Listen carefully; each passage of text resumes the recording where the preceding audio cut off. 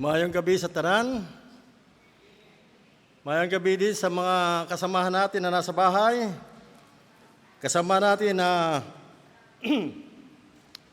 praising God this moment.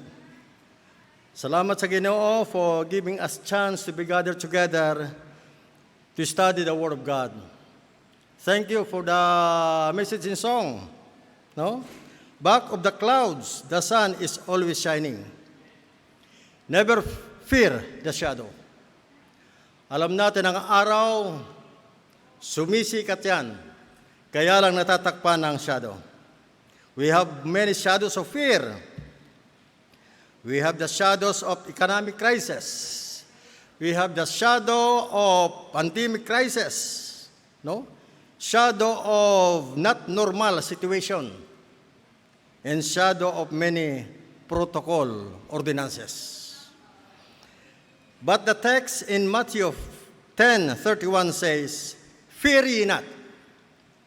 Therefore, ye are more value than many sparrows." Kagwapo na statement, ano? Huwag matakot. Mas higit na mahalaga ang tao kaysa sparrow. Maganda yung kanta na, "For his eyes is on the sparrow, and I know he watches me." Tinatawag ang ating pansin sa maliit na ibon, sparrow. Habang may sparrow, mayroong Ginoo na nagbabantay sa inyo at sa akin. Sparrow, hindi nagtatanim, hindi nag-harvest, hindi nagninegosyo, walang sweldo, pero buhay. Nakakakain, araw-araw, masasaya, even sa panahon ng crisis. Ang sparrow, walang face mask, wala ding face shield, walang social distancing, walang lockdown, pero kahit isa, walang nahulog at namatay. Grabing pag-atiman ng Ginoo sa maliliit na creature. Ang tao, siging face mask. May lockdown, may face shield. 12,000 ang namatay dito sa ating bansa sa COVID. Kung nasa lupa ang COVID-19, manok, aso, pusa, patay na yan. Kung nasa hangin ang COVID, ang mga langgam, bumagsak na yan. Bumagsak na. Saan ba naroon talaga ang COVID? Sa lupa, sa hangin? O sa isip ng tao lamang?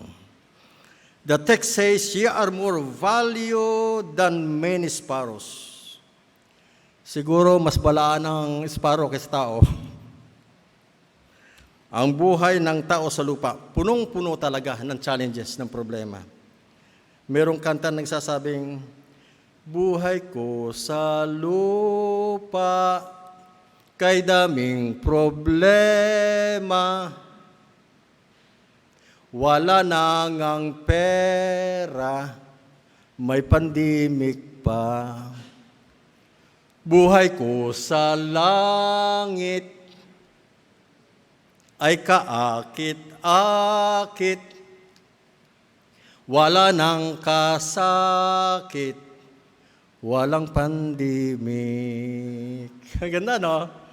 Masaya roon, masaya roon, tahanang ginto na handa ng Diyos, maganda roon. Masaya roon, masaya roon, tahanang ginto na handa ng Diyos, maganda roon. Buhay ko sa lupa ay hindi mahaba, 70 years lamang, babakunahan pa. Talaga na, no? Buhay ko sa langit ay walang hangganan, puro lang kalipay, Buhay hayahay. Kahit dumadanas tayo ng kahirapan sa buhay, meron tayong paalabuton. May inihanda ng Diyos na maayo lugar. Dahil ang ating gipuyan na kalibutan, daw di na ideal na puyan. Hindi na ideal. Kaya siguro nagdali na ang Ginoo. Babalik na ako sa lupa. Kunin ko ang aking mga anak para ibalhin ko na dito sa magandang lugar na aking inihanda. Kung nabubuhay lang ang tao sa gusto ng Diyos, ang tao ay higit na mahalaga kaysa esparo. Dapat mabuhay ang tao sa salitang tao na may 3 letra, T-A-O. Una, sa litra ng tao ay T, stands for trust in the Lord. Trust in the Lord with all thine heart, and lean not unto thine own understanding. In all thy ways acknowledge Him, and He shall direct thy path. Gusto ng Ginoo na pagsalig, trust is 100%. Walang bakante dyan ang doubt. Tulad ni David, nang harapin niya ang pandemic na Gulayat, 100% siyang nagtitiwala sa Diyos. Daw suicide. Isang bata, lalaban sa higante. David did not trust his brother's criticism na siya ay bata. Hindi siya sundalo. Hindi rin nag-trust si David sa unbelief King Saul. Nasabi niya, bata, yan ay warrior. Pero si David nagsasabing, warrior din ako. Warrior ako ng mga leon, ng mga bear. Hindi ito labanan ng animal. Laban ito ng gera, ng tao. Higante ang kalaban mo. Pero si David nag-trust sa Ginoo. Hindi rin nag-trust si David sa bullying ni Gulayat. Nasabi ni Gulayat, David, nakikita mo ba aking espadang malaki? Tatadtarin kita, gagawin kitang feeds sa mga ibon. Grabe. Sabi naman ni David, humarap ako sa iyo. Hindi ako ang lalaban. Ang Diyos ng Israel ang lalaban sa iyo. Kung tatadtarin mo ang aking laman, pakain sa mga ibon, puputulin ko naman ang ulo mo. Uy, bagsik itong batang ito ah. Puputulin daw ang ulo ko, wala naman siyang kutsilyo. Wala siyang kutsilyo. Hindi alam ni Gulayat na ang kanyang gadgets, yan ang papatay sa kanyang sarili. With his own slingshot gadget, with small stones, trusting God, God directed that small stone direct to Goliath's forehead, and Goliath stumbling down. In all thy ways acknowledge Him, and He shall direct thy path. Ano pa ang sabi dyan? Sa Jeremiah 17, curse is the man that trusteth in man. Tungluhin ang tao na nagtitiwala sa tao. Grabing statement sa Jeremiah. Ibig sabihin, dapat sa Diyos lang tayo magtiwala. Salamat tayo. Mayroon tayong ganitong reminders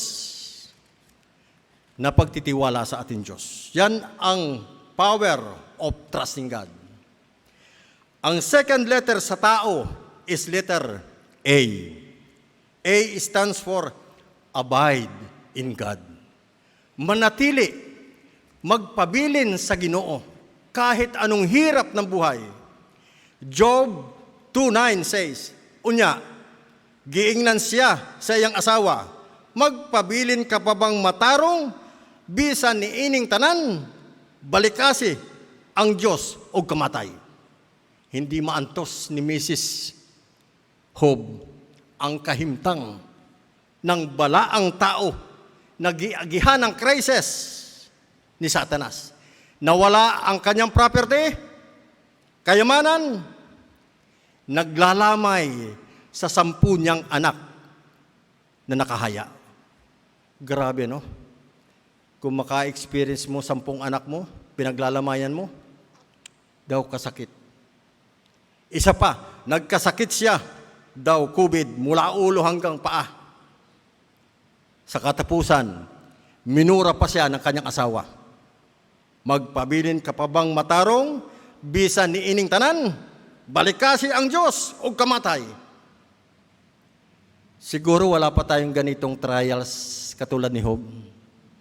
Baka hindi natin kaya.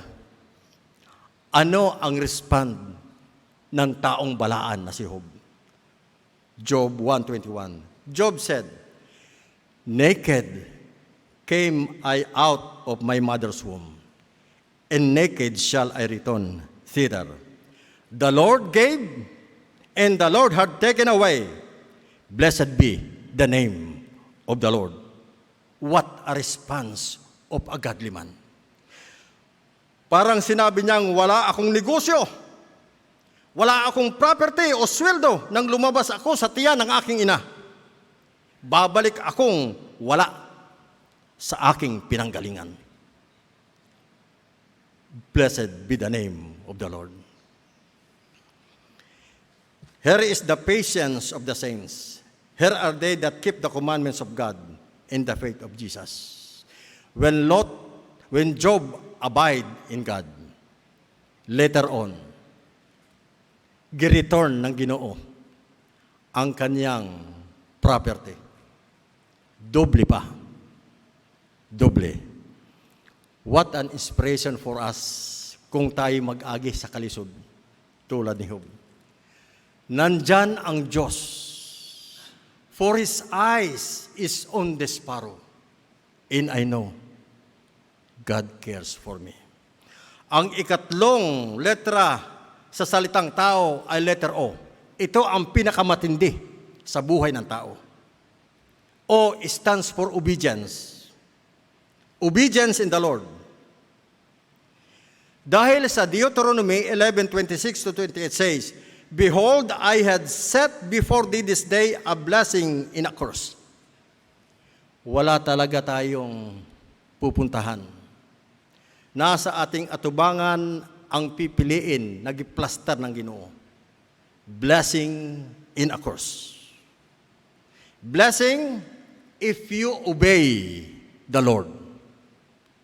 And curse if you will not obey the Lord. Alam ninyo, ang tunay na income ng tao, hindi sweldo.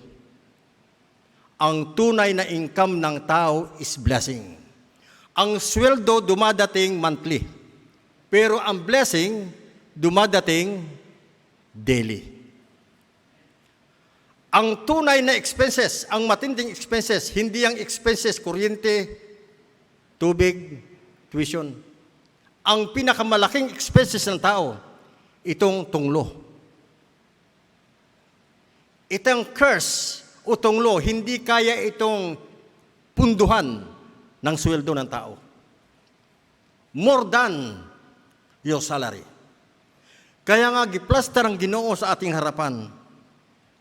Pinakamaganda sa lahat, blessing, panalangin, pagpapala, if we obey the Lord. Pero ang pinakamasama, nagastusin ng tao, expenses, itong tinatawag na tunglo, expenses, sumpa, gaba, instead na pagpapala, pagpapalo. If man will not obey God. Sabi ng Diyos, huwag mong kainin yung baboy. Kaya napakarumi yan. Karumar-dumal yan sa Ginoo. Very hateful. Pero hindi sinusunod ng tao. Kinakain yung baboy. So anong nangyari? If you will not obey, tunglo. Sinabi ng Diyos na magpahulay ka, magsimba ka sa ikapitong araw. Pero ang ginawa ng tao, sa unang araw, nagsimba. Hindi sumunod sa Diyos. So anong resulta? Tunglo. Pati tayo, nadamay. Yan ang blessing at tunglo na igatubang sa atin ng Ginoo. Sa gobyerno, pag hindi ka sumunod, priso. Sa Ginoo, pag hindi ka sumunod, tunglo. Alin na maganda, priso o tunglo? Kaya kung mapriso ka, free meals. Pero kung matunglo ka, kahit maraming pagkain, wala kang ganang kumain. Mamatay ang tao. tulad na nangyari kay David. Natuyo ang laway niya. Ang sabi niya sa Ginoo, "Restore to me the joy of thy salvation." Garabing tunglo sa ginawa niyang pag-disobey sa Ginoo. Pero alam ba ninyo, ang pinakamatinding tunglo, pinakamatinding expenses, nakarecord yan sa Malakay 3:9. You are cursed with a curse. Double murder. Grabe, ito ang nakakatakot sa buhay. Ha? You are cursed with a curse. Bakit gitunglo? Malakay 3:8. Because you rob God. Dahil gikawatan mo ang Ginoo. Mangawat ba ang tao sa Ginoo? Ang sabi sa Malakay 3:8, oo, gikawatan mo ang Ginoo sa tithes and offering. Ito ang ordinansa ng Diyos na minsan hindi faithful ang tao. Sabi niya, even this whole nation, nag-expect pala ang Ginoo na ang lahat ng tao sa bansa magbigay ng tithes and offering. Kapag hindi nagbigay, gikawatan mo ang Ginoo. Malakay 3:8. Sabi nung isang elder sa akin, yan siguro ang hindi ko pa nakita sa buhay ng tao. I am a faithful tithe returner. Pero sa family namin, kulang-kulang pa rin. Hindi totoo yan na I will open the windows in heaven and pour you out the blessing that there is no room enough to receive it. Sayang, nakalimutan kong sabihin sa kanya, kapag nagbibigay ka ng tithes at hindi ka nagbibigay ng offering, robber ka pa rin. Hindi pwedeng i-separate ang tithes and offering because this is the ordinance of God. Malakay 3:7, even from the days of your father, ye are gone away from mine ordinances. The Lord says, return to me, and I will return unto you. This is the greatest financial investment designed by God, more than Kappa in Almamico. When you return to God, piso, magkano ang balik? 9 pesos. Grabe, ano? Kung magbigay ka, mag-return ka ng tithe, 100, ang balik sa return na investment mo is 900. How many percent? That is 900% financial investment. Kaya para sinasabi ng Diyos, there is no room enough to receive it. Mas malaki ang payout ng windows of heaven kaysa payout ng windows sa opisina ng tao. Nandoon pala ang sekreto ng tinatawag na financial investment na there is no room enough to receive it. Pero ang offering, alin ang malaki? Offering o tithe? Yan ang problema. Sa akin, according to the Bible, mas malaki ang offering kaysa tithe. Kasi ang tithe is controlled by 10%. Pero ang offering is not controlled by 10%. It is based on love. Sky is the limit.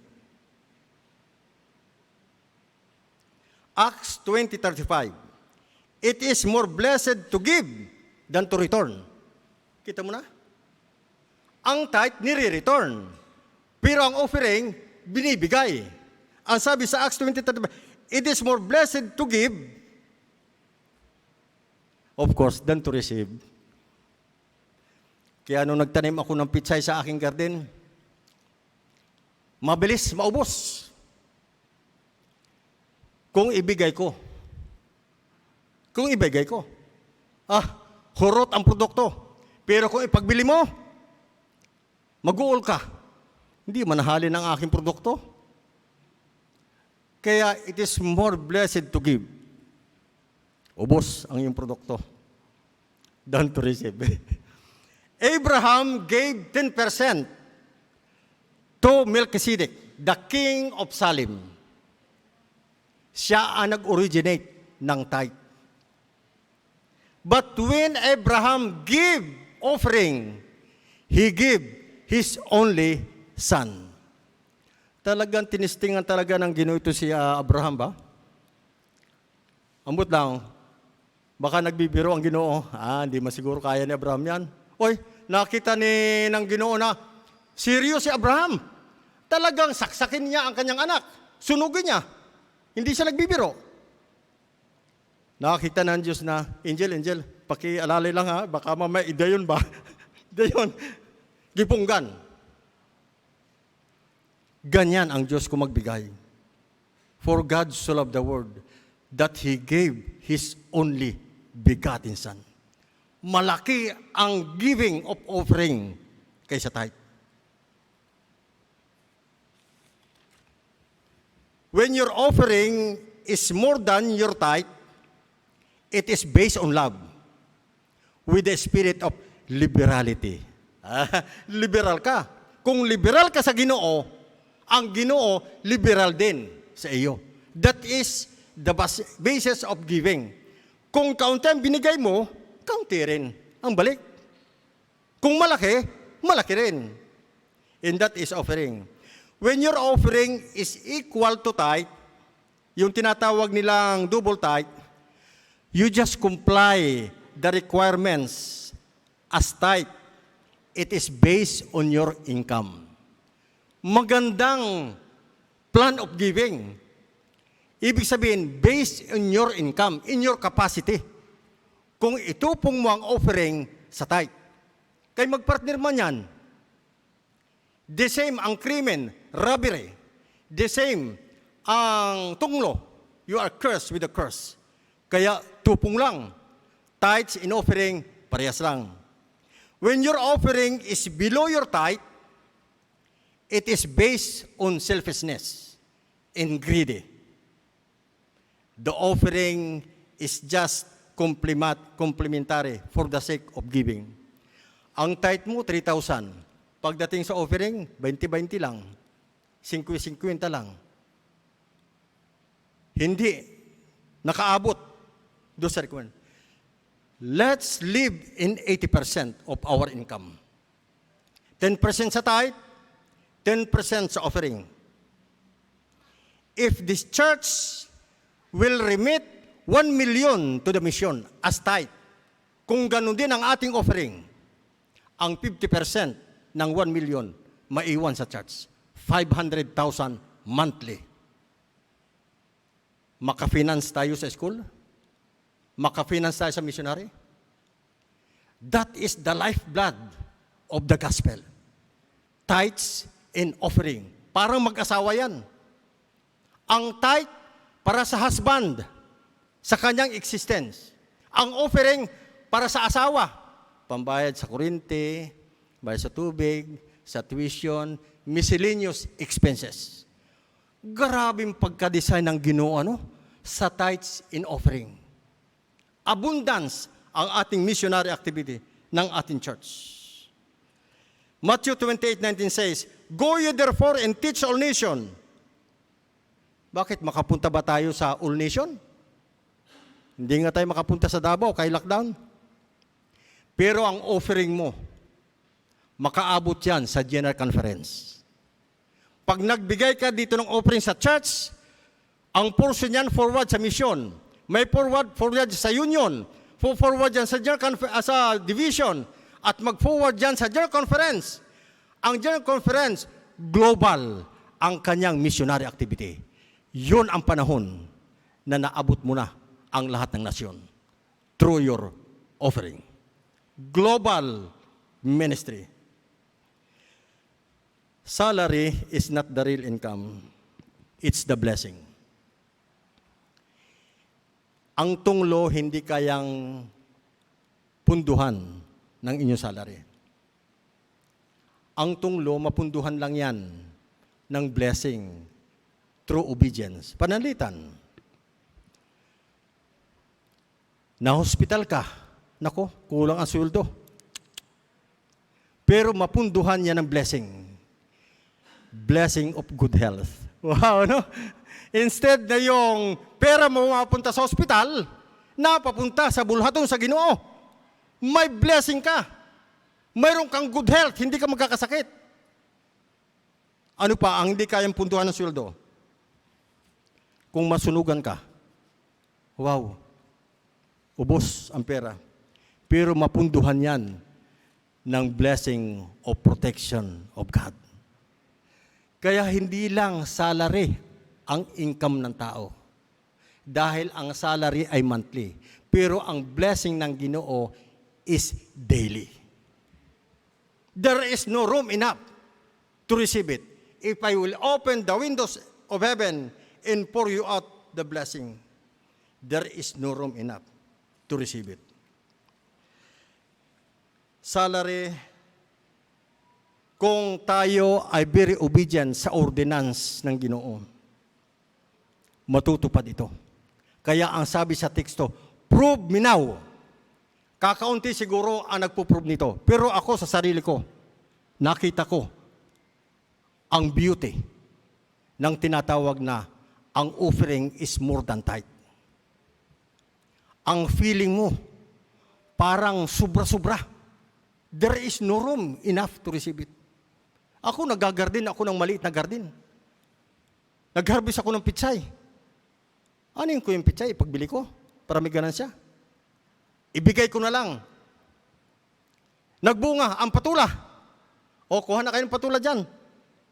Talbos ang kamuti. Kuha ng talbos ang kamuti. Ang balik niyan, hindi ganansya. Ang balik niyan, blessing. Ang blessing makapinansyan sa tunglo through obedience. So tao needs trust in God 100% as David faced the pandemic Goliath. Ang tao needs letter A, abide in the Lord.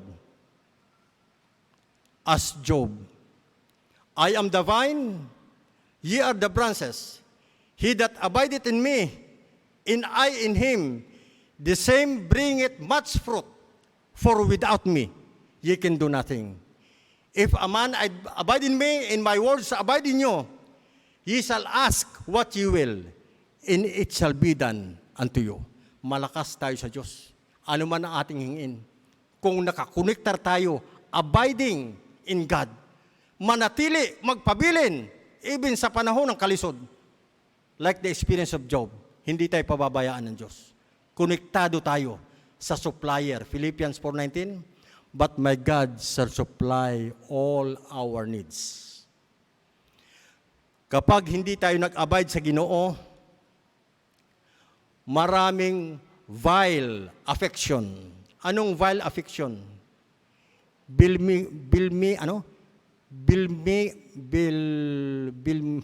Bilihan mo ako nito, bilihan mo ako niyan. Kahit hindi kailangan, ubos ang sweldo. Mga gusto, hindi needs. Pero kung susundan natin ang shepherd na Jesus Christ, Psalms 23:1, mawawala lahat yung ating gusto.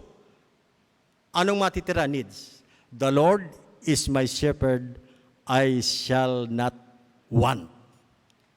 Wala ka nang hahanapin pa kung susundin ang Ginoo. And letter O, sa salitang tao, is obedience as Abraham. Obedience sa ordinance ng Diyos.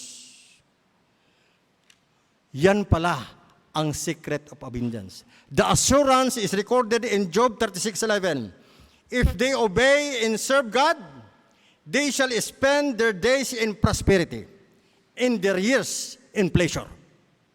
And daw, ang enjoyment mo, taon-taon, kahit dumaan ang pandemic, still, you enjoy the year of pleasure. Araw-araw, you spend your days in prosperity. Alam mo sa negosyo, bago ka mag-prosper, it takes 1 year, it takes 2 years, bago mag-prosper ka sa negosyo, sa mga proyekto mo. Pero sinasabi dito, Job 36:11, They shall spend their days in prosperity. Araw-araw, punong-puno ka ng blessing sa Ginoo. We are reminded, ye are more than sparrow. Only trust, abide, and obey the ordinance of God, and God's blessing is more than enough than what we need. For His eyes is on the sparrow, and I know He watches me. God bless us.